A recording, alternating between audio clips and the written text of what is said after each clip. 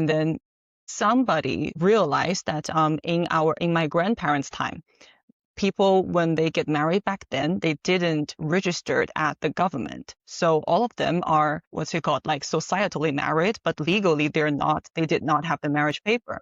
And then they were like, great, one way to hit the KPIs. So they moved the marriage center like into a portal thing and then go to compound by compound and then knock on the door of those like slightly older generation and says like, hey, do you have a marriage license? And they're like, no. And then they say, oh, let's just go downstairs. Let's get your marriage paper. And then here is a dozen of egg and some milk and some oil.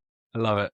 Do you want to get married today? Yeah, sure. Crack on. Yeah, let's just go downstairs. Let's get your marriage paper to a 60 or 70 years old. And then what's so genius about that one is because those couples, they didn't have their marriage paper. That means their sons and their daughters also don't have the birth certificate, because back then the system was not very like well documented.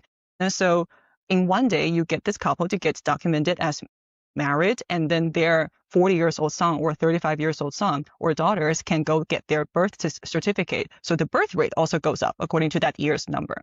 So KPI wise, it's creative.